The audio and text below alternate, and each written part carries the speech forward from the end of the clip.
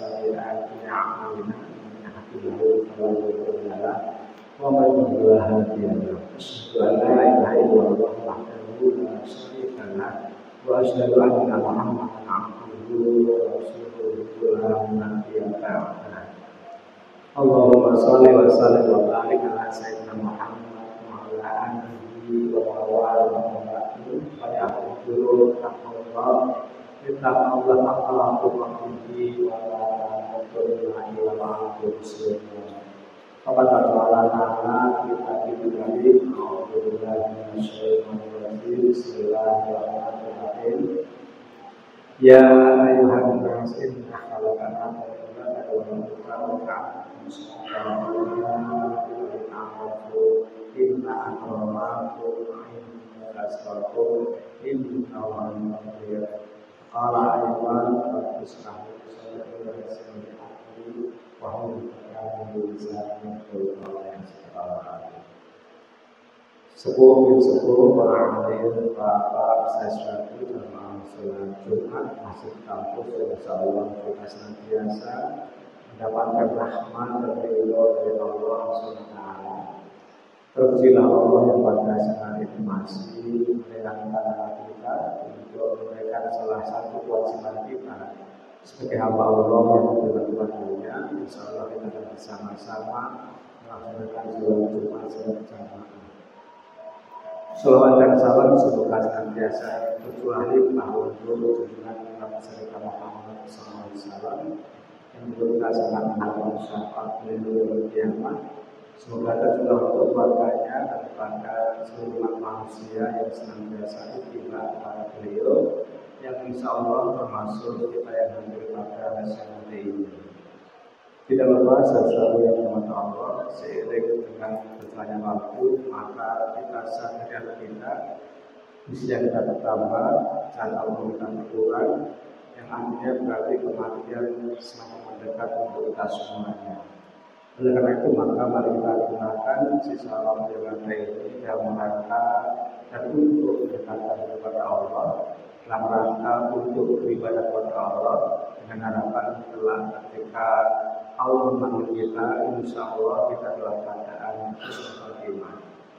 Dan juga saya berwasiat kepada diri saya dan teman-teman semuanya, mari kita senantiasa dengan kesungguhan ikhtiar kita meningkatkan kualitas keagamaan kita dengan bersungguh-sungguh menjalankan segala perintah-perintah Allah dan bersungguh-sungguh juga dari segala larangan-larangannya.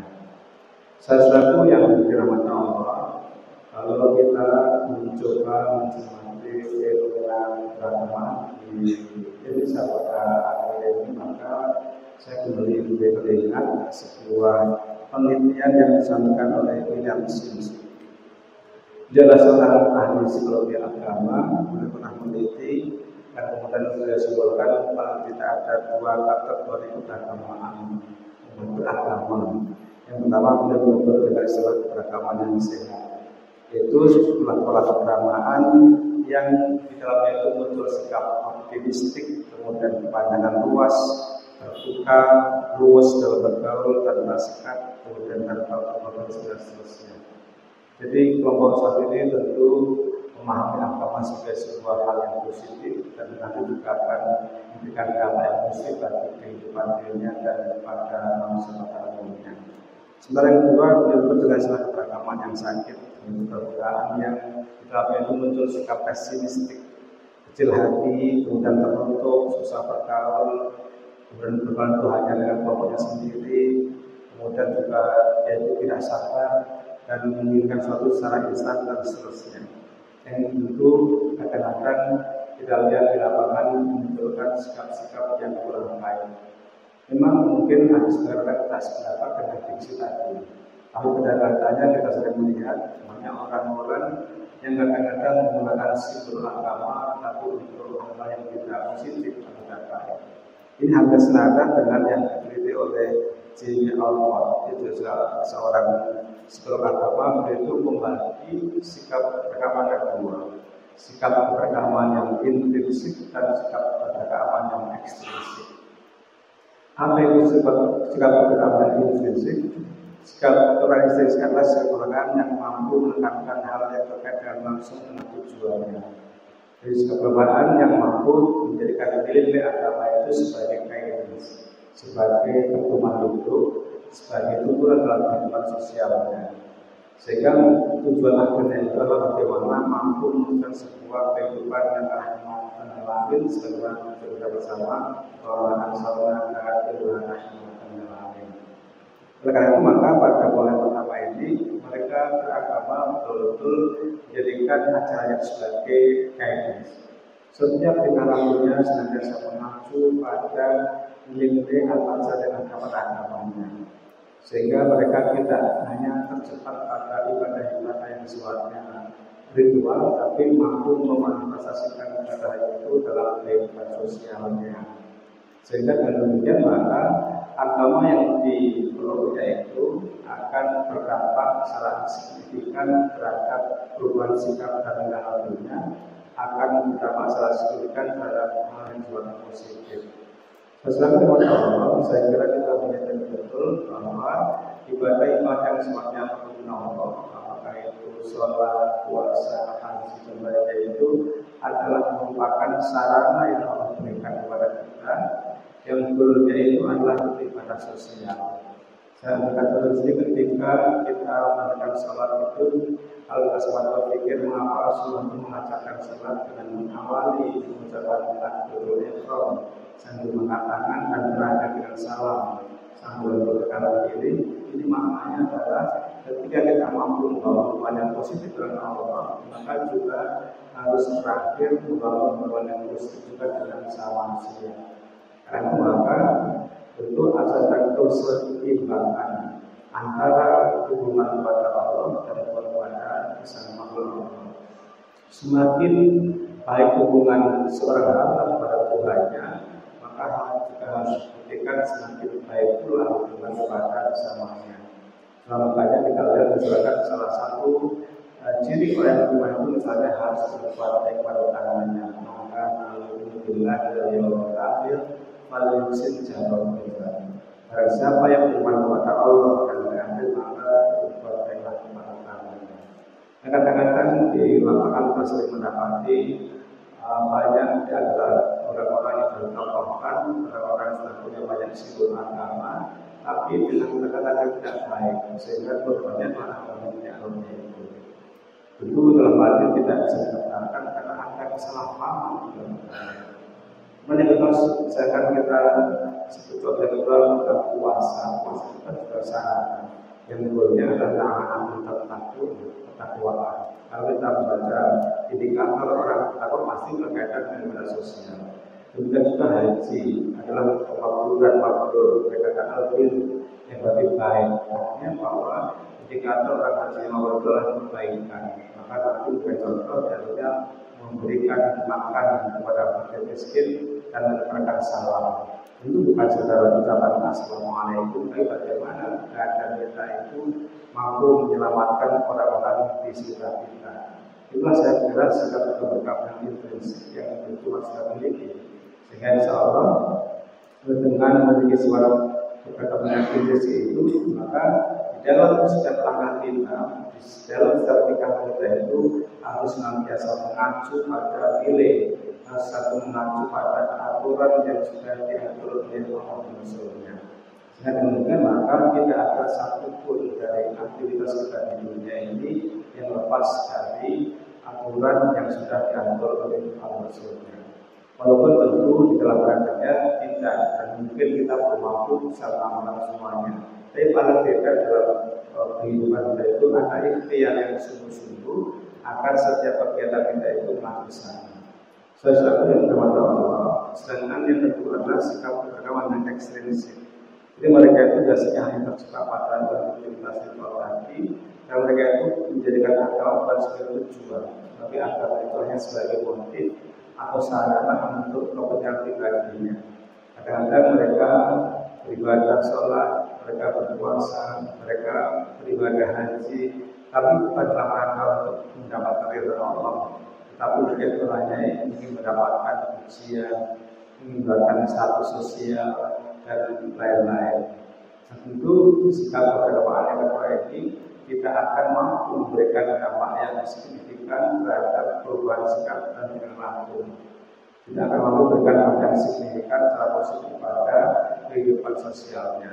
Kita bisa melihat dari sebagai autokritik ini juga semuanya. Kita negara yang mayoritas Muslim, tapi juga tingkat kemaksiatan masih tinggi.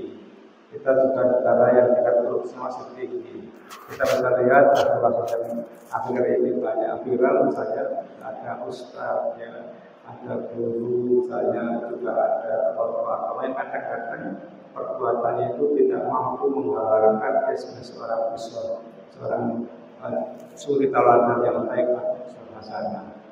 Oleh itu maka melihat dan merujuk pada pertanyaan Al-Qadar ini saya kira sebagai untuk kritik untuk kita semuanya dengan ikhtiar kita untuk mengubah sikap keberagaman kita.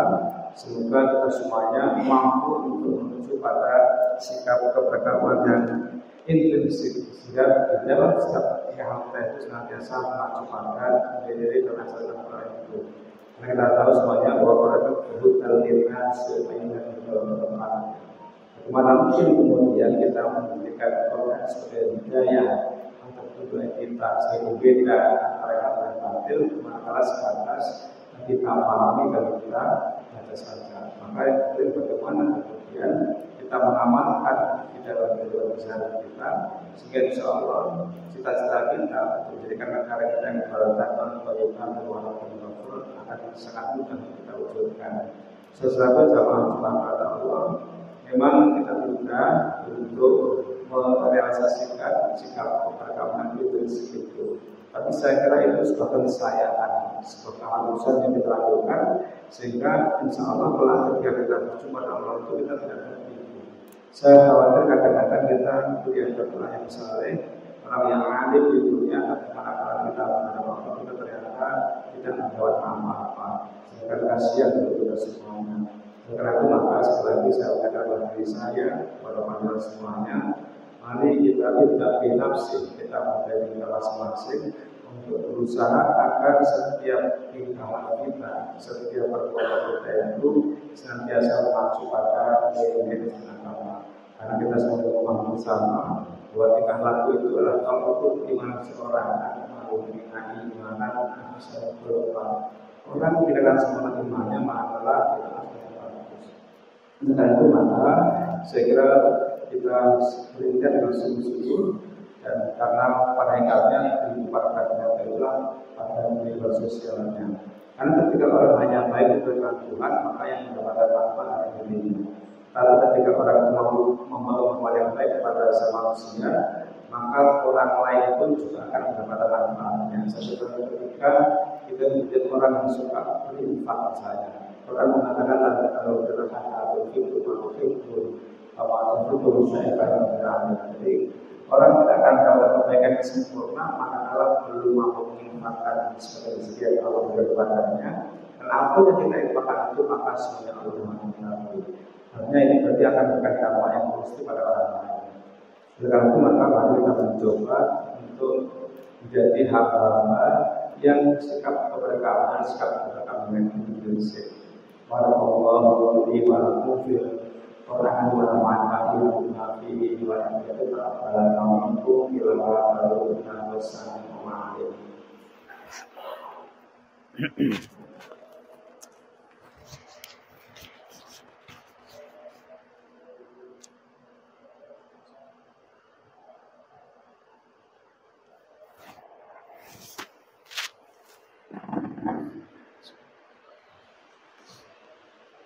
Alhamdulillahilladzi hadana li hadza wa ma kunna linahtadiya lawla an Allah.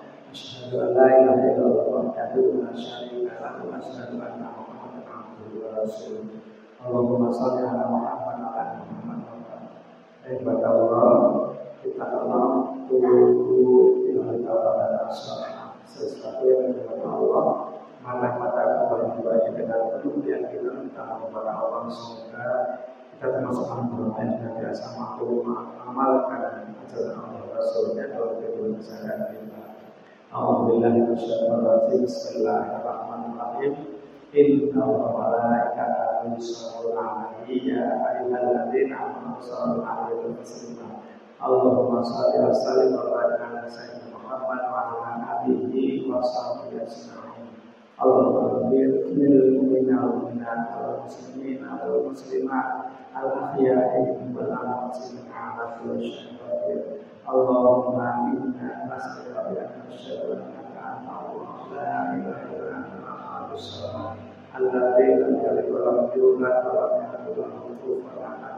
Allahumma inna nas'aluka al-huda wa tuqa wal 'afafa wal ghina. Allahumma arina al-haqqa haqqan wattaqina wa arina al-batila batilan fastina.